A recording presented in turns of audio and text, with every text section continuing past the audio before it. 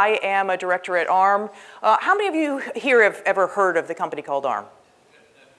Okay, that's probably better than I would have expected. I'm happy at a technical conference that we have about, I would say, maybe a little more than 50% of people. For those of you that are not familiar with ARM, we don't make anything, actually. So we make microprocessor IP and graphics intellectual property that goes into the silicon. We got our start in cell phones.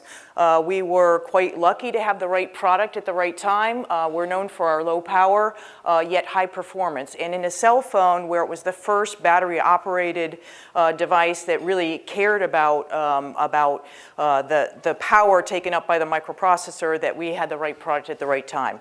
Since then, we've grown, so we've expanded both up and down from the cell phone. So we are down in the IoT space with some very small, very efficient devices, as well as have scaled up into the server space and the networking space with higher performance microprocessors as well. In our 27-year history, we've shipped over 100 billion parts, or I should say we haven't shipped because we don't actually make them, but our partners that have licensed our technology have shipped over 100 billion parts.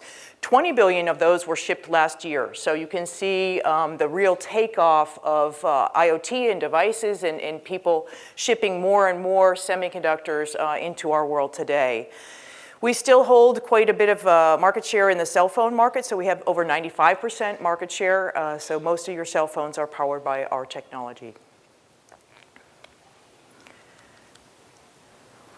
So talking about how things are moving forward, things are being connected. We've talked, this is an IoT conference, that's not a surprise to anybody here. You're seeing new things being connected and those connections being more and more interesting and revolutionary in terms of how we live our lives. So things like drones and package delivery. So some of the package delivery people like Amazon are working on actually having your packages delivered not by a truck, but actually by a drone. Robotics, manufacturing, where more and more things are connected, and then even into autonomous vehicles where cars drive themselves. And the thing that's the same across all these is all these are creating lots and lots and lots of data. And like the Intel keynote talked about yesterday, you're going to find we're in pretty massive agreement around a lot of the different thoughts there, is that the data is not able to be handled by our networks today. And so I found an article in The Economist, and I love the way that they talked about the computing cycle. So starting back in the 1950s, mainframes had very centralized computing. In the 1980s, the PC changed that. It was revolutionary. It changed centralized computing. Everybody got their own computing power, and it was decentralized. In the 2000s, we went back to a centralized model with the cloud, and it feels like in the 2020 era, we're going back to the edge and fog computing area where there's more and more decentralized computing. One of the things I like about this chart, and they didn't actually graph it in the article, I took that upon myself, but when you actually graph it and you look at the time between the different cycles, it's about the same, right? So it's about time for us to swing back, if you will, into the decentralized computing model. So what are the things driving that? What are the things making it make more sense to move to more decentralized and move more toward fog computing?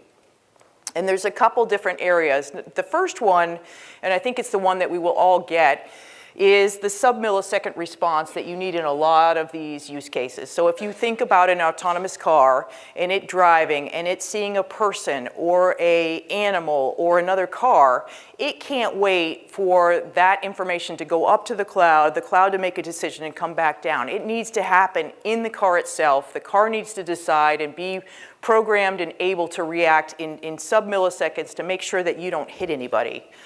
The second thing is built-in security. So there's been a lot of discussion about security at this conference, and that's great because it's really important. One of the things we're doing in OpenFog is build in security from the beginning. In a lot of the IoT cases, that's not happened, but in Fog, we really think that this is important. If you think about the car, let's stay with that example, you can't afford to have somebody take over control of that car. It's a disaster, and we need to make sure that that doesn't happen. The third area, and this is something that Intel Keynote talked about as well, is privacy. So a lot of times people don't want their personal information or enough of the data about themselves to be taken up into the cloud so that people can figure out who they are and what they're doing, and people feel like they just don't have a sense of privacy anymore. With more decentralized computing, the local processing can happen locally and only conclusions are sent up to the cloud, so it's a lot harder to figure out what exactly is going on and who exactly that data belongs to, so you're able to anonymize that better. And then the fourth area is sometimes communications go down. So again, sticking with this card picture, you see those pretty hills in the background. Well, sometimes those pretty hills mean that you lose cellular connectivity. So when that happens, you need to be able to make sure that that car knows what to do, that it's programmed to operate autonomously and not rely on that main cloud computing to drive everything it does. So these things are all driving the move toward fog computing. So what is fog computing? So Lynn talked about it a little bit if you were here for the last session, but the open fog definition of fog computing is a system-level horizontal architecture. So it's not just for one particular application, it works across, it's kind of like IoT, it works across all the different use cases. It just distributes computing, storage, and networking closer to the users. So again, that decentralized model of not everything being in the cloud, but being closer to where the things are. And the last part is what differentiates fog from just the edge device itself, is anywhere along the cloud to thing continuum. So it can actually utilize resources that are within the network. So if you think about over the last few years what's happened in the network space, there's been a real move towards software-defined networking. So taking out the hardware-specific accelerators within the networking equipment and making it more generic so that the software defines what that equipment does. Well, that opens up possibilities that those resources can be used for other things. And fog computing is going to take advantage of that computing that's within the network and help drive some applications. So a number of us saw this, right? So we saw what could happen and how fog computing could come together. And so Microsoft, Intel, Cisco, ARM, Dell, and Princeton University all got together in November of 2015 and formed the Open Fog Consortium. What we wanted to do was not have everybody develop their solutions for this independently, which is what typically happens in a technology space, but we wanted to do it together. And the reason we wanted to do it together is we wanted to make it open and we wanted to make it interoperable so that everybody would do it the same way, that everybody could join in the bandwagon, and the rising tide lifts all ships, right? We wanted it to be better for everyone. So that's what we're working together to do, and I'm going to talk a little bit more about the process of what we're doing. So our mission is to drive the industry and academic leadership in fog computing architecture, testbed deployment, interoperability, and composability deliverables that seamlessly bridge the cloud to things continuum. So some of the things that are different about this than some of the other consortiums is, number one, you'll notice academic leadership in here. We have pulled in a number of universities and have tried to harness their brain power, their research ability, and their thought process to help us drive what we're doing in open fog. We're working toward test beds, but our real goal here is the whole interoperability thing. We think that in order for fog to take off, we need solutions from a number of different vendors and it to be interoperable so that it will be easy for lots of different people to use. So this is a picture of our membership. I will apologize to Lynn because I was not able to put in her latest slide. We are up to 65 members in 17 different countries. I talked about the academic focus of the consortium, but the other thing that's different about the consortium is that we have a strong regional focus. So we have 2 regional committees, one in Japan and one in China. And these committees actively are contributing use cases and thought processes into the consortium and have a strong role in the consortium. We also have an affiliations groups, so we work with some other different standards bodies, and so we're not trying to do this, again, in and of ourselves. As you know, there's a lot of different consortium in the IoT space, so we're trying to work together with these guys to make sure that, again, we have one interoperable solution that people can use to drive some of these applications and to drive more business for everybody. So some of the goals of the consortium, right now we're a bit more focused on the technology side. What is it? How exactly does it work? What are the specifications? What is the test bed? And how do things interoperate? To do that, we need to pull on the innovation of all of our different members, as well as our academic members and our corporate members. And then lastly, education, right? So make sure people understand what fog is, how it's different, try and drive some new companies that will take advantage of this new opportunity to drive new businesses. So when we formed the Open Fog Consortium, the first thing we did was we put together a reference architecture, and all these things are available on the Open Fog Consortium website. But the reference architecture is a pretty high-level document where we tried to describe what is it, what are the key things that are important in Open Fog. And so we came up with these 8 different pillars. And all the specifications in everything we do revolves around making sure that these 8 different pillars are considered and satisfied. So the first one being security. Again, we've had a lot of discussions around security, but we think that that's critically important in anything we do moving forward in the fog space. The second one, scalability. So we wanted things that were small, a few different nodes, to be able to work in fog and be able to take that and expand it where there are millions of different nodes that work. So really the whole scale of being able to start small and scale that up. Open, critical part of what we want to do. It was so important that we decided that it was needed to go into our name itself. So it's open means we want lots of people to join. It's open to everybody, and we encourage this participation by other people. Talked about autonomy. If you lose the connection, it needs to be able to still work. It needs to be able to still be able to perform its main function. Reliability, availability, and serviceability. Agility, the ability to change and move and be updated. Hierarchical, right? So there are things that make sense to be at the lower level. I'm not saying that fog is replacing cloud. Cloud still has a very strong and important role within the fog architecture, but having different functions happen at different levels is the way that this has been architected. And lastly, programmability. Want to make sure that we're not stuck in any kind of hardwired system. Everything needs to be programmable. So we had a Fog World Congress in October this year, and we had 451 Research size the market for us. We said, you know, if we're going to have this show, people are going to want to know how big it is. And so our opening keynote presentation was about the size of the fog industry. I realize this is a little tough to read from where you are. This is available, again, on our website, so I would encourage you, if you're interested, to go ahead and download it. It's available to you. But the big industries here are utilities, healthcare, transportation, and manufacturing. So next I'm going to get into use cases, because I always find it's easier to illustrate when you talk about exactly what are you talking about, give me an example, right? So that's what I'm going to do. But before I dive into the use cases, first I wanted to talk a little bit about why this is important to the Open Fog Consortium. So I said that we released the reference design. That was the first thing we did. So then we said, okay, we released the reference design, now what? Well, if we really want to drive interoperability, the next thing we really have to have is a specification. So what are you driving interoperability to? You have to say, what does it do and what does it not do, and what is it interoperable to? If it doesn't interoperate, what's the right answer, right?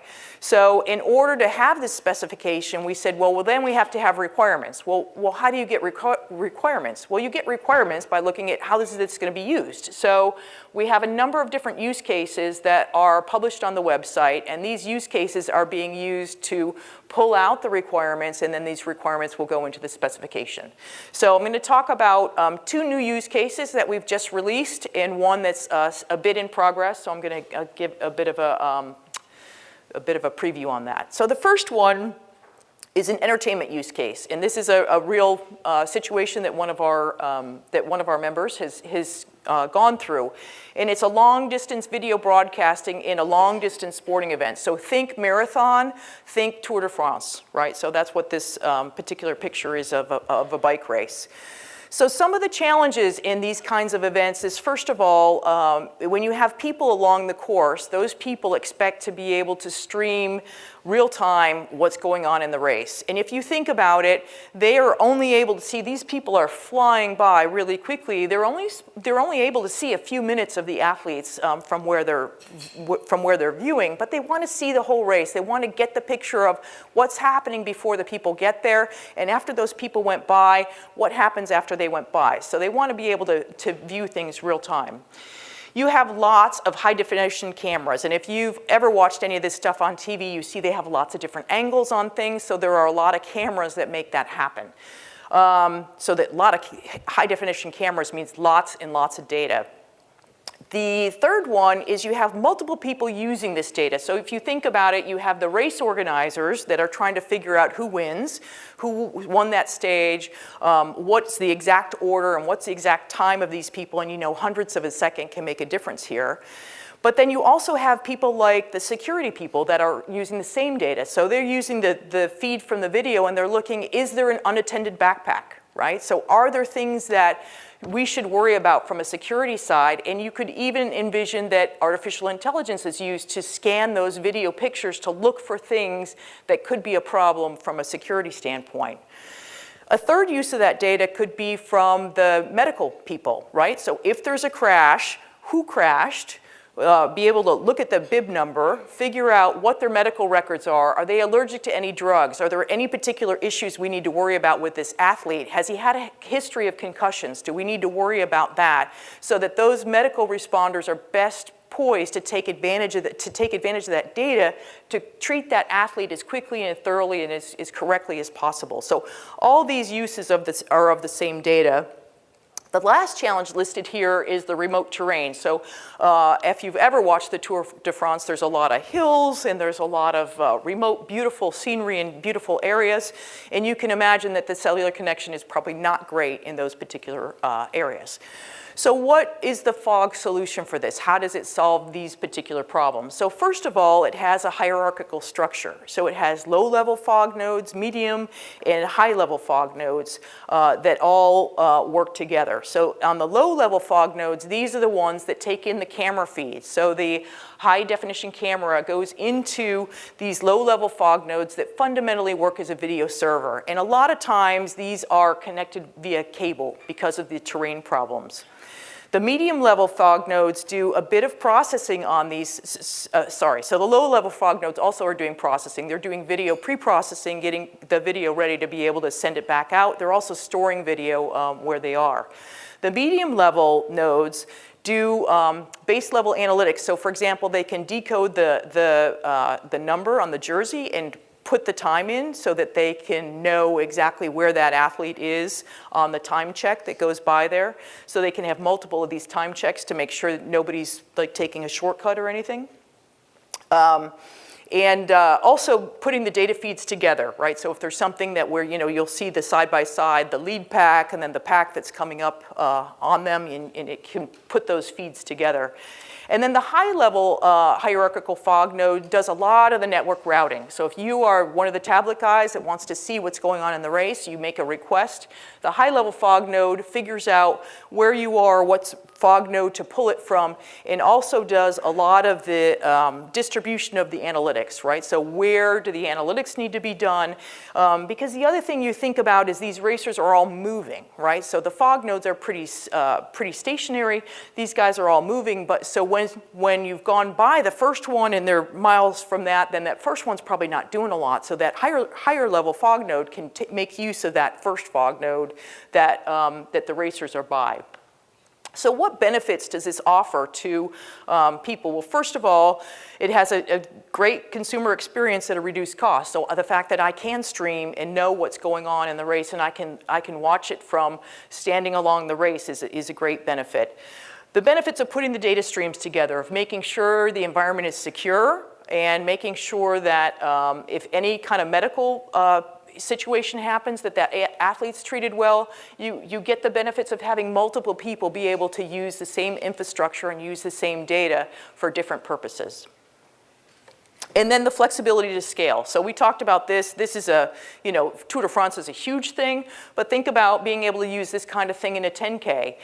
Think about being able to use this in a football stadium, for example, where the NFL, for example, is struggling to make sure that people that pay a lot of money to go see the game, that pay for the ticket, pay for the parking, pay for the food, that they get to have just as good of experience as if they're sitting at home at on their couch, and in fact, they want to make sure that they have a better experience. So this could scale also outside of the sporting arena, but just trying to give you a feel for how it's used. The next use case comes from our Japan Regional Committee, where they have a process manufacturing case of brewing craft beer. And so if you think about craft beer, you have lots of little batches, you have lots of little specific recipes to make different tasting beers. And some of their challenges are maintaining the quality and consistency of their beer, but using natural ingredients. So hops are not hops, right? So hops from one farm in one field probably taste radically different than hops from another farm in another field. And being able to take the different natural ingredients and make a consistent taste out of it is part of the art of the craft brewing. The other thing is these brewers really want to keep their recipe a secret. They are not comfortable having it go up into the cloud. They feel like it's safer and more secure if it's just in that local manufacturing place. And then you need to reduce the variances that are introduced by manufacturing equipment, processes, and weather. Predictive maintenance is important, so if you think about the fact that if you have just added yeast to a beer, you can't have an indeterminate time, you can't have a machine go down and have to wait to do the next step. That could wreck your entire batch of beer. So predictive maintenance of making sure that those machines are always running as you're brewing the beer, and you know what's going on with them and when to do maintenance on them, when it's convenient between the batches is an important piece of this. And then lastly, and I thought this was an interesting, perhaps cultural difference between Japan and what would happen in the US and probably Europe, is optimizing factory investments when faced with demand fluctuations. So as your orders go up and spike, you may not have all the capacity to make all that. Well, using fog computing, you can ask your brother manufacturing site across town to help fill up your orders so that you don't have to own all the capacity in there. So some of the things that fog does for this use case is it creates a digital twin of the brewer itself. So this basically takes what the brewer knows in their brain and puts it into the automation environment so that automatically the equipment will do what will make the decisions the craft brewer would, right? So if the yeast is too vibrant, it knows what to do, and as the craft brewer would to take advantage of that and make it the consistent recipe. It keeps the privacy of the secret because it keeps it within that factory. It doesn't necessarily have to go up to the cloud. Fog-enabled predictive maintenance keeps the machines going. And the fog-based resource sharing, again, moving some of the batches to some other manufacturing sites. So the third and final use case I'm going to talk about a little bit is the supply chain delivery. And this one is about aerial drones. And I love this use case and because I'm a big Amazon Prime person and I have more things than I should ship to my house. But it's a great convenience, and I think lots of us are doing that. But some of the problems of having lots of drones in the air at the same time, there are quite a few of these problems. So some of these challenges are safety. So think about drones colliding with each other, potentially over a street, and the remnants of that crash falling and hurting people and equipment is dire, right? So we really need to make sure that that doesn't happen. Bandwidth, so these could use tons of network bandwidth. We need to make sure that it's not more expensive than using a delivery truck. And then operational challenges, so how do I make sure that that box that's on that drone is the box that I put there, right? So could somebody take that and put in something else that, or even just take my package, right? A new way of stealing off the front doorstep. So these are all things that fog can help with. One of the things that fog technology has is a bit of an infrastructure that goes along with this. So they have something called a perch, which is in various neighborhoods. So if you think about a drone that doesn't have enough battery power to go all the way where it needs to go, it could stop at a perch. That perch could weigh the material to make sure what the material is that's in that box is what it was, is how it left the factory, so you would know if there was any kind of security breach. It could also recharge the drone as it goes and then provide routing and data exchange with the drone. So some of the things that fog technology helps here is it coordinates the drone landings and takeoffs, the different loadings, unloadings, and maintenance of the drone itself. And again, it's got this autonomous awareness. So thinking the drone has to have enough intelligence, computing power to avoid collisions, to avoid birds, to deal with weather problems, so wind gusts that come up. So you can imagine some of the complexity here of dealing back and forth in the data and the computing power that needs to be in that drone itself. And again, the sub-millisecond response is critical in this particular case. Security is important and also highly scalable. So you can imagine today, yep, got it. You can imagine today that there are a few of these drones, but you want to get to the point where there's millions and millions. So fog computing is driving the wave of fundamental change. So as TCP/IP distributed packets in the World Wide Web, it allowed people to access files anywhere. We believe that fog computing and the Open Fog Consortium are providing the standard and universal framework to distribute the resources and services. So if this is something you're interested in, we would love to have you come join us. Lynn is here, and Chuck Byers is also here, who runs a lot of our technical organizations, or you can also talk to me. We would love to have you join us. And thank you. I have 2 minutes to spare, and so I have a question in the back, if that's okay. Yes, that's okay. Hold on, no one can hear you. I can hear him. Hi. The consortium formed in 2015, as you were saying. Yes. How has it progressed from the beginning to now, and what sort of acceleration have you seen in where it's at in the cycle? So the first thing we did is we released the reference architecture, and that happened in February of 2016, right? So it happened pretty quickly. Sorry, last year. Okay. Okay, Lynn's helping me. Last year at this event, and then since the reference architecture, we've been working on the specifications for interoperability. One of the things we have done is we have worked with IEEE, so OpenFog is becoming a standard, an IEEE standard, so I think that's a step in the right direction.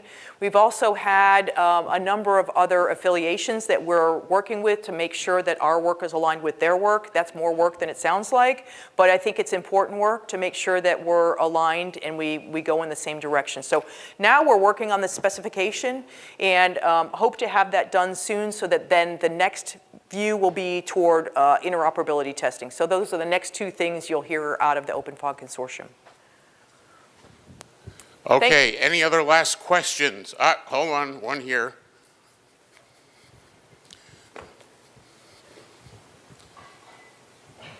Hi, thank you. So as I'm reading through the reference architecture, I noticed a lot of mentions to fog as a service, and it seems like Open Fog is really kind of being geared towards service providers or other vendors creating shared fog resources, software defined, where I can, have some contract with the vendor, and then I have fog nodes in this area, and this is my coverage, and I can have them do whatever in that area, and I get a certain amount of resources. Is that really where this is trying to lead? Is this kind of like the end goal? So I think from an open fog consortium, we are not trying to drive what the business model is. We're trying to drive the technology and provide the baseline pieces that are there for people to do that. I think some people will do that. We have some other big companies in our consortium that probably will try and do the whole thing, right? So try and have the whole solution be sold through them. But I think that's yet to be defined, right? So that's an option. And I think if the market drives that, then I think you will see fog offered as a service, and I think that would be a benefit to the overall user. I will be here for most of today, so if you have other questions, please see me, please see Lynn, or please see Chuck Byers. The three of us are happy to answer any questions you have on this. Thank you so much for having me, and I appreciate the opportunity to talk, and hopefully I'll see you again. And please give her a round of applause.